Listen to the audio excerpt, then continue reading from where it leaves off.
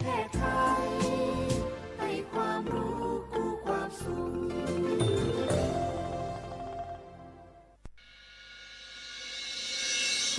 สถานีวิทยุกระจายเสียงแห่งประเทศไทยจังหวัดเชียงใหม่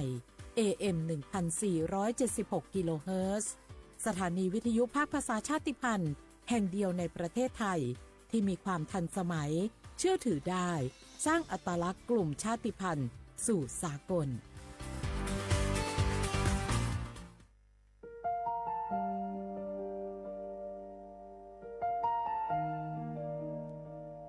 ขอน้อมเกล้าถวายอาลัยสมเด็จพระพันปีหลวงพระแม่แห่งแผ่นดินผู้ทรงเมตตาเหนือเกล้าขอพระองค์เสด็จสู่สวรรคาลัยข้าพระพุทธเจ้าข้าราชการและเจ้าหน้าที่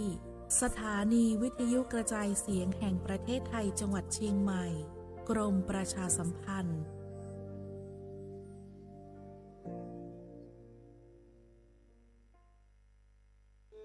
ท้องฟ้ามน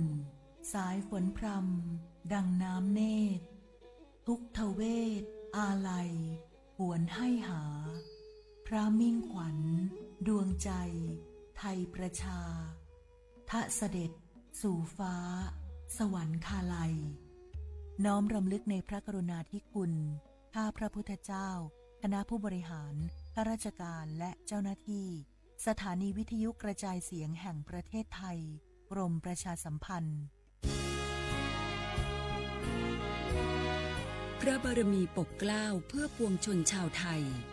จากพระราชกรณียกิจนานับประการที่พระบาทสมเด็จพระเจ้าอยู่หัวและพระบรมวงศานุวงศ์ทรงทุ่มเทพระวรกายทรงงานอย่างไม่เหน็ดเหนื่อยเพื่อประโยชน์สุขของประสบนิกร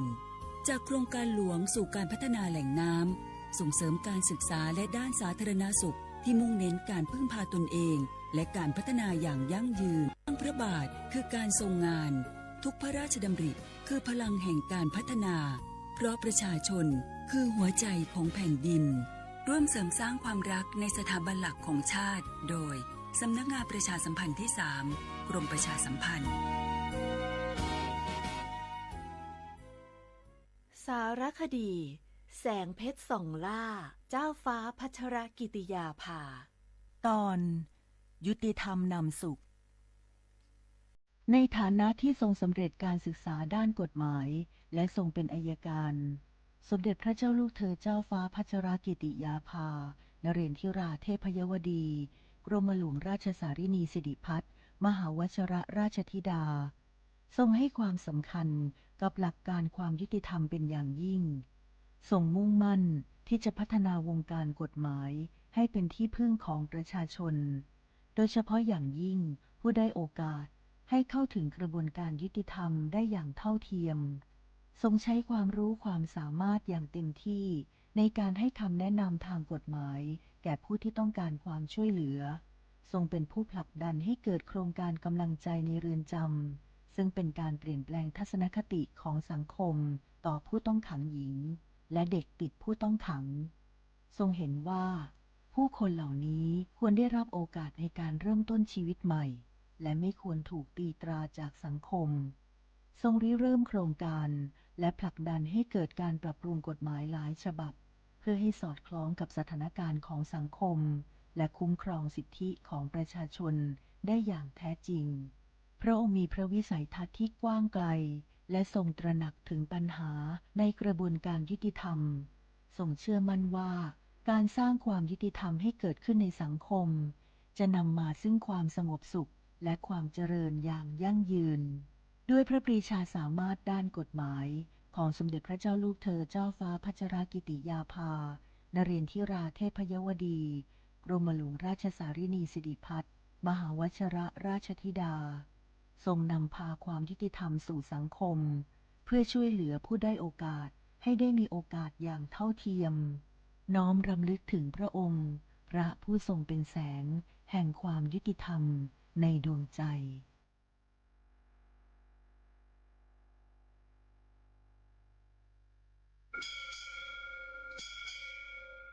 我不打架，我不ชอปเปอร์ เหมือนซุ้งคา กว่า เนาะซง อุดุธรรมา สถานีวิทยุภาษาชาติพันธุ์แห่งเดียวในประเทศไทย ทันสมัยเชื่อถือได้ แล้วพบกันที่ สวทเชียงใหม่ AM 1476 กิโลเฮิรตซ์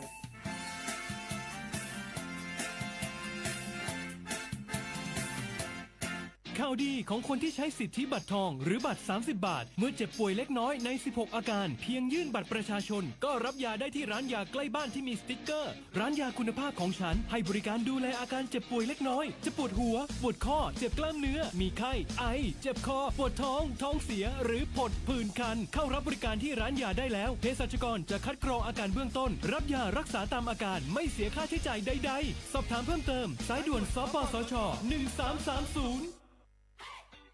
ปี้ยังไงดีเจ้าแม่น้องกำลังเข้าสู่ช่วงสูงวัยและจะดูแลเปิ้ลยังไงดีเจ้า หูก่อผู้สูงวัยเปิ้นไม่ได้เท่าเหมือนกันหมดเนอะกลุ่มติดสังคมเนี่ยว่าเปิ้นแก่แต่ใจวัยรุ่นต้องจวนกันออกกำลังกายทำกิจกรรมเวลาปะหมู่ปะฝูงมาใดเปิ้นก็ตึงคึกคักกันกูเตือฮะ โหอันนี้แม่น้องเลยนะวันออกไปขายเห็ดลมที่ตูบกาดแล้ววันนี้นะเปิ้ลก็มีนัดไปที่โรงเรียนผู้สูงอายุแหมซอบอกซอบใจขนาดกลุ่มติดบ้านก็เป็นกลุ่มที่บ่ออกไปไหนต้องแต่งบ้านให้ปลอดภัยเตียวบ่ข้องบ่เต้ามันไปพอไปกอยดูแลเรื่องกับข้าวกับป่าจะได้มาง่อมมาเงานะส่วนกลุ่มสุดท้ายกลุ่มติดเตียงก็ต้องพอต้องกอยบ่ฮื้อลำหูลำตาตึงพลิกตัวทำความสะอาดดูแลอาหารยุกยาและต้องใส่ใจเรื่องของความรู้สึกบ่ฮื้อเปิ้นรู้สึกว่าโดดเดี่ยวฟังจะอี้ค่อยสบายใจหน่อยเจ้าขอบคุณนักๆเจ้าปี้เดี๋ยวน้องจะปิ๊กไปดูแลแม่ก่อนนะเจ้าและจะไปลืมป่าแม่ไปตรวจสุขภาพประจำปีตัวเนอะเจ้าดูแลผู้สูงอายุถูกวิธีผู้สูงวัยก็ยิ้มได้ลูกหลานก็สบายใจด้วยความปรารถนาดีจากสำนักงานประชาสัมพันธ์ที่ 3 กรมประชาสัมพันธ์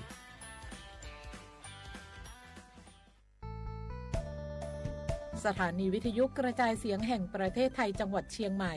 กรมประชาสัมพันธ์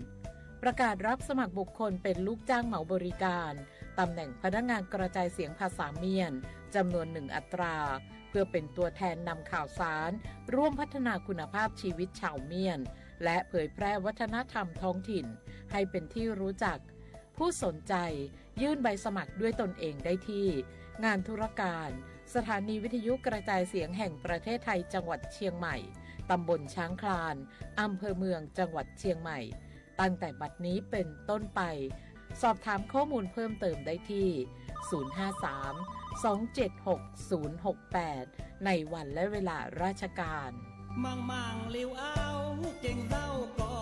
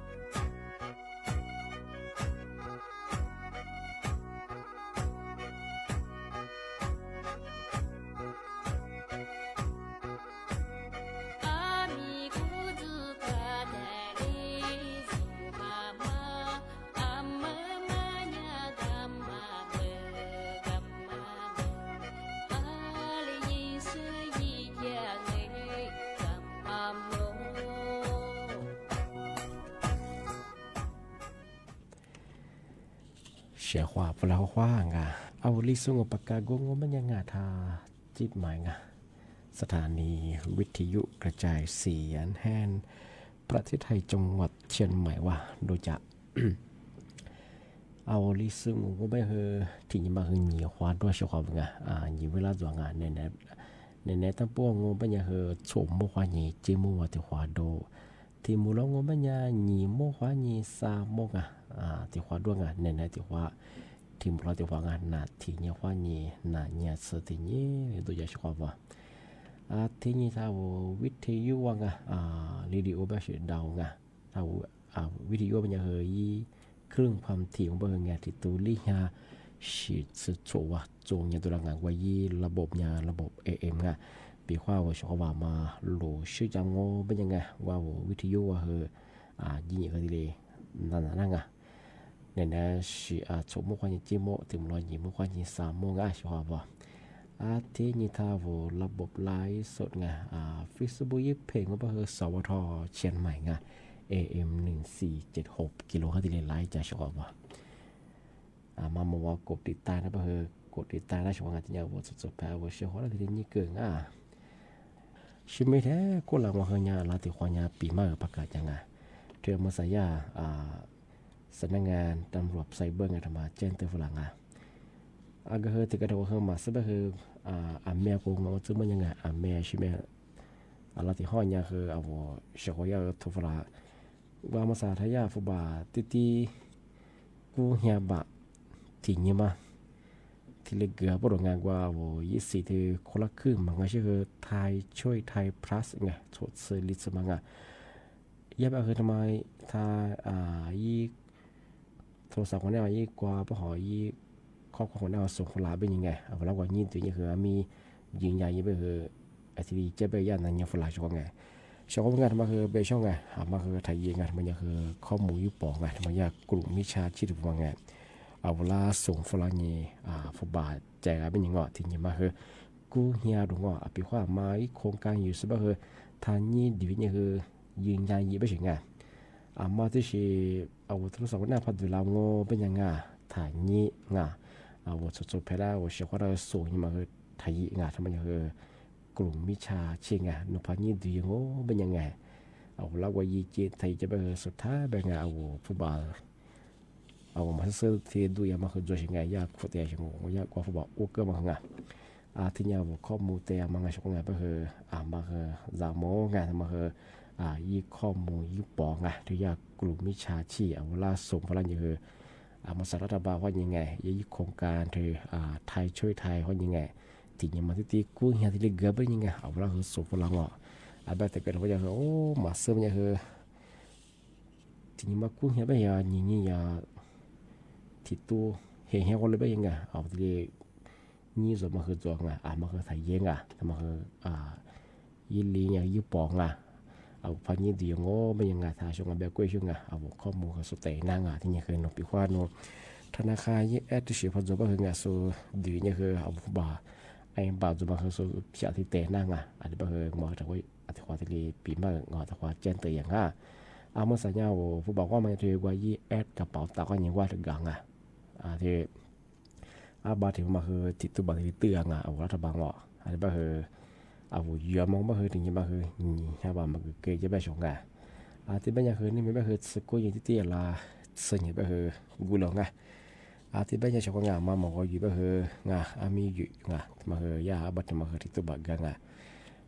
แต่ก็เราก็คืออยู่กูหลงอย่างมาหมออยู่ก็คืออยู่ด้านนู้นอยู่มันก็คือบัตรที่มานี่อยู่ก็คืออยู่บนนางทำไมยาที่แจ้งตัวฝรั่งเยอะมาก็คือไงยี่เวลาก็คือเนี่ยโฉมมุกความยิ่งมือเครื่องสติมูสติลีใช้สติลียินที่เนี่ยนากุลานาเบชิงที่20ว่าสุว่าฟุบะเงินสุป้ามาคือเงาะไทยยังมาคือกลมมาแล้วช่วงสุพรรณยังไม่ลงงเป็นยังโคจาช่วงที่ยังคือเจ้าหอมแต่เชีย20ที่เรียกว่าเกลียงที่นี่ที่มาแต่เชียคือเชียวรัฐมาปีมากที่สุดท้ายจุดใช่ไหมคือ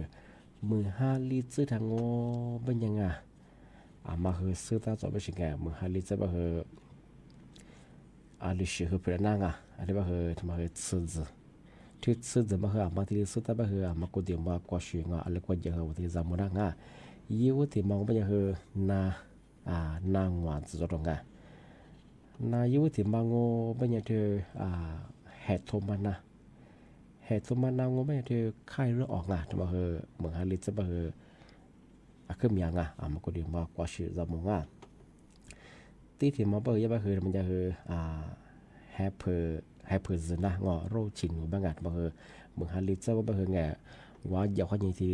ตาบลามาวัวเราชอบบางแต่ก็บางชินยังมันจะบางว่าอยากกว่าบางจะแฮปเปอร์ชีแฮปเปอร์นะบางทีบาง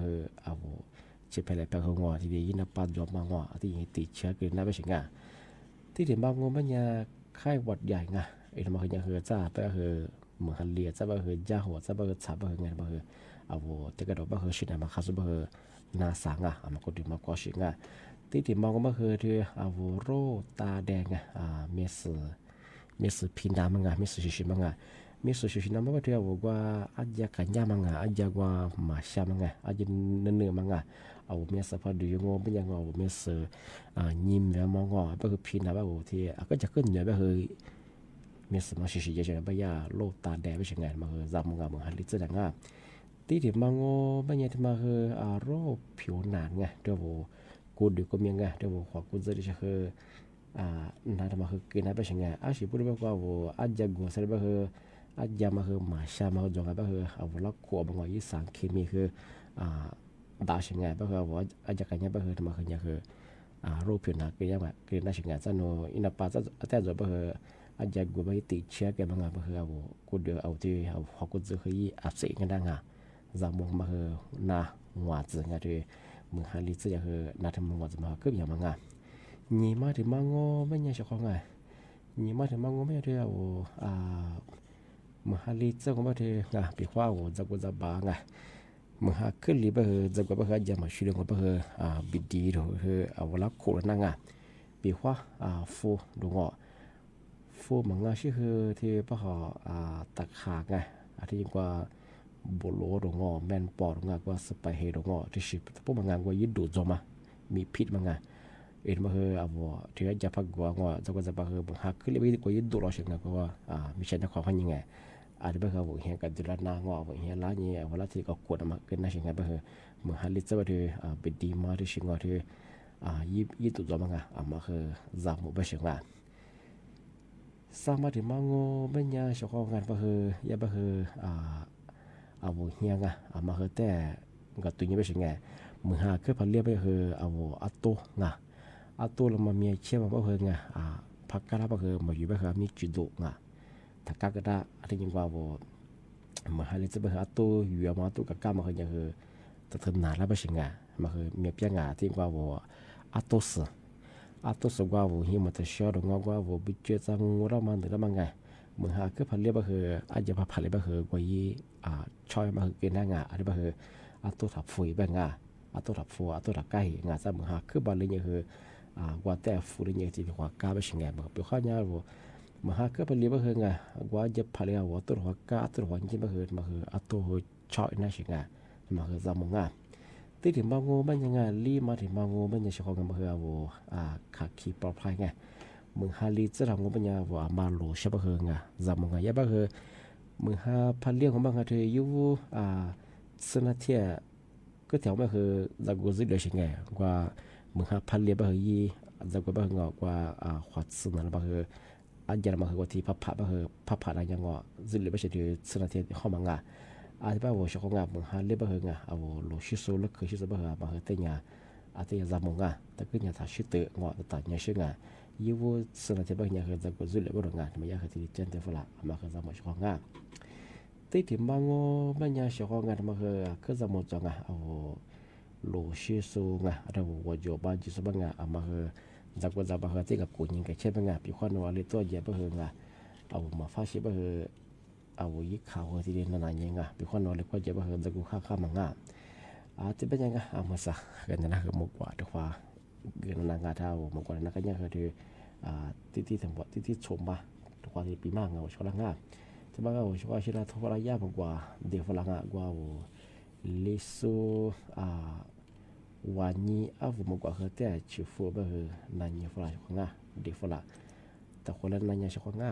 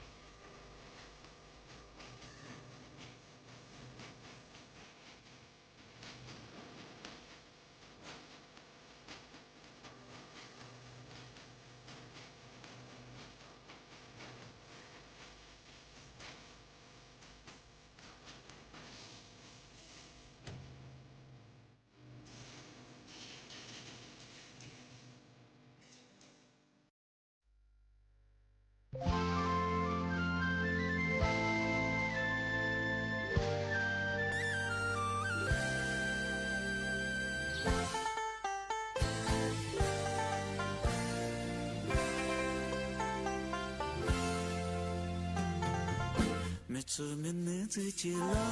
的，你莫过这是这么累的，你一批喜欢着老的，阿来是讲阿妈谁，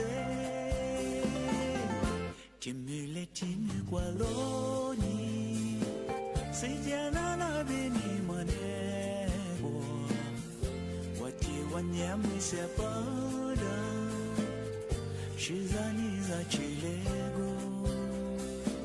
你马过是年嘛，我是马巴老，没出年让我带那个来，阿爷给这个世界安慰，你是在路带马世界啦，你马苦过，路带对着。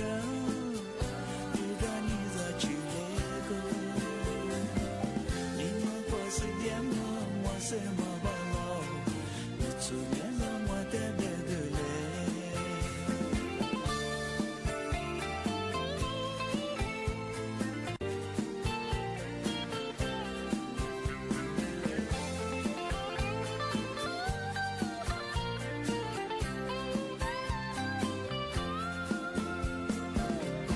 Mitsumin ni自己老的你妈过这是这么累你一批喜欢这老的阿列斯加那么谁今日来今日过了你谁家那那边你们呢我这我年没些不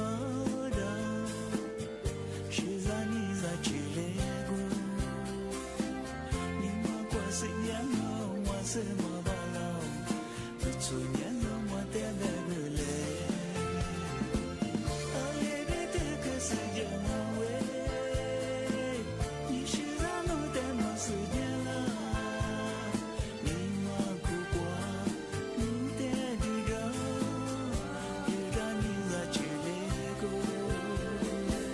Nima kwa sejana mwa sema balao Mitsunya na mwate begule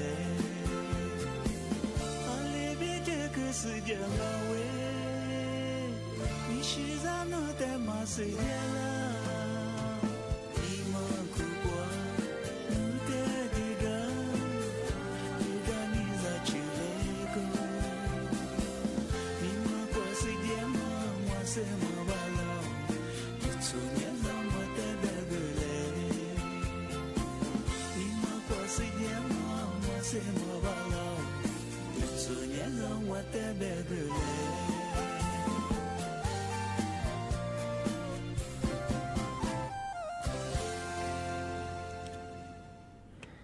tí nhìn thì mà thì sẽ đang ngoan bé quê mà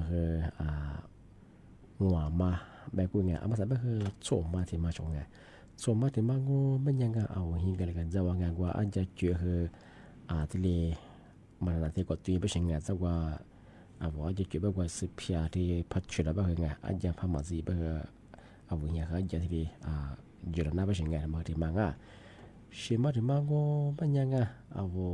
หิคนเนี่ยคืองมาที่เรียกว่าชิบ้างไงหิกันเลยกันจังพามังก็ไปที่เหตุมาล้านนี่คือที่เรียกจ่าล้างบ้างจากก็แล้วจะยังไงที่จ่าดูบ้างอีกแค่เขาจุดหัวจีบ้างมันเขาเรียกจะ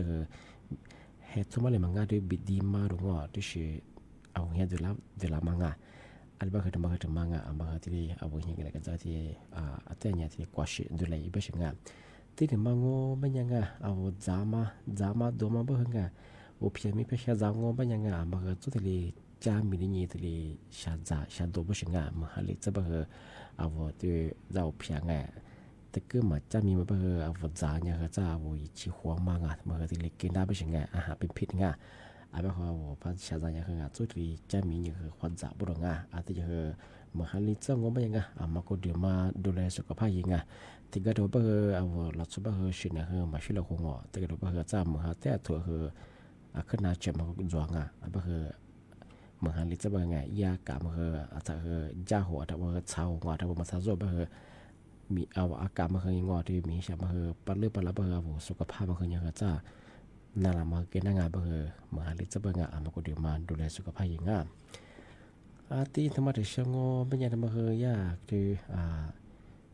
กรมอุตุนิยมวิทยาที่มีแต่พวกกลุ่มยิโซยาธรรมะที่ได้แจ้งเตือนฝรั่งธรรมะไม่คือว่าจะเฉพาะยาแบบคือ5สัญญาเตือนภัยธรรมะคือจากธรรมชาติไปถึงมาก็จะมองธรรมะก็ไม่ยาว่าที่รีพามัวที่รีพาบัดจางก็ไม่คือมาคือฝาละจามโมไปถึงยี่วุฒิมังโง่เป็นยาที่ผิวว่าอาจจะลึกว่าจะมาก็แต่แบบคือชาชิงไงด้วยที่จะที่จะมาเนื้อพลังโง่เป็นยังไงว่าผิดปกติยังคืออันนี้ยังนมตัวชวนี้อาจจะจะลามังโง่มึงหาคือเลี้ยงที่ลิ้นจบเป็นยังไงแบบ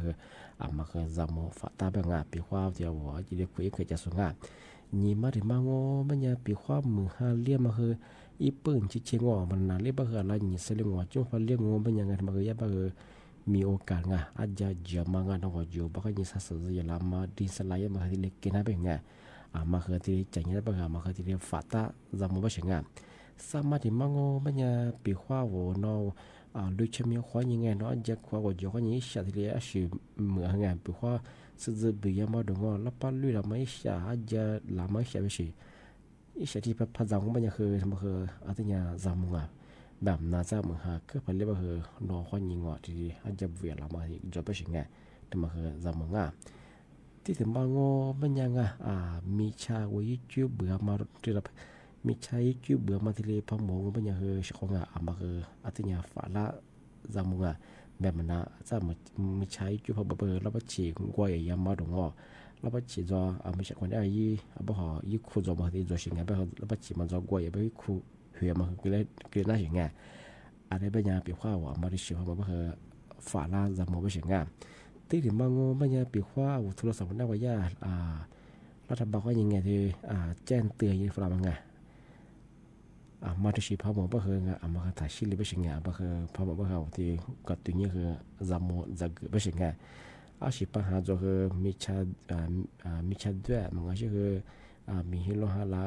อาจจะอยู่แบบสุยาที่รัฐบาลให้มาเอาโทรศัพท์ยี่ที่อีกข้อความกูยากคนละที่คือระบบเสียบอกแค่ที่ไงที่แจ้งเตือนฝรั่งยังไงมาคือที่ตัวนี้คือฝาละจำโมบชิงมาคือหัวใจสัญญาเตือนมันบ่คือมาตัวชีพมาคือมาคือถ้าชุบดังที่นี่มาแล้วก็ตั้งนี่คือจำมึงตัวนี้ปีขวาวัวคือดวงงบยังมาลิตัวจะคือมาจิกเตะคือว่าจะมาจะกูที่จะมาคือจะกูข้ามึงเลี้ยลิงมาคือที่กับกูนี่ตัวยีไปสิง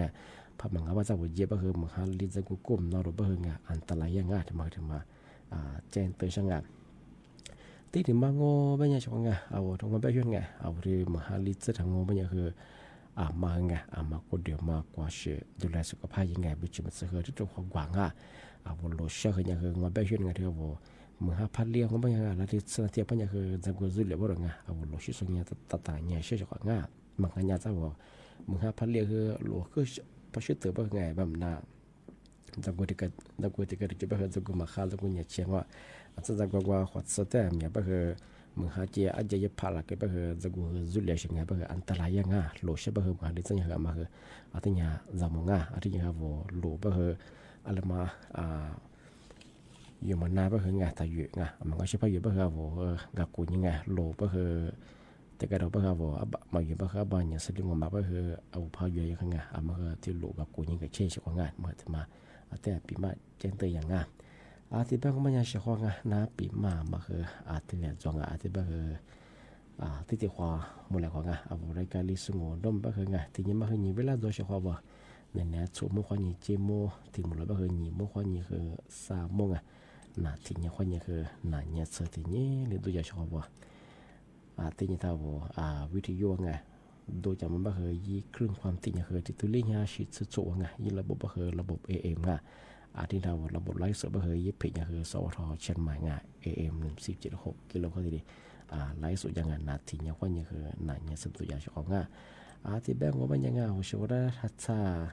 เดี๋ยวที่งงที่แบงก์ที่ความมูลค่าหัวชัวร์วันนั้นสุดที่สุดก็คือโจเจน่าจะเป็นอะไรที่โจเจที่นี่คือที่นี่ก็ที่นี่ว่าคือด้วยอะไรก็จะเป็นเปลี่ยนเนี่ยกูจะชอบอะไรแบงก์มาสมัครลิซแบงก์มาคนเดียวมากว่าเชื่อดูแลสุขภาพจะชอบหัวชัวร์คือมัวว่าสวัสดีครับ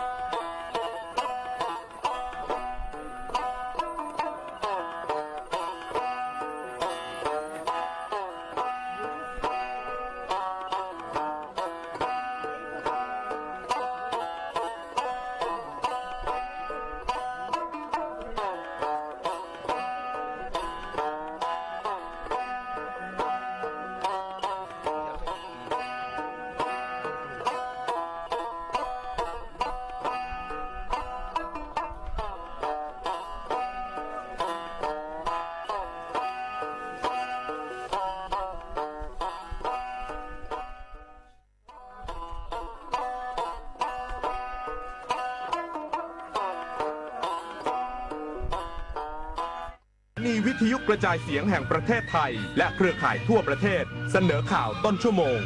รู้เร็วรู้จริงเกาะติดทุกสถานการณ์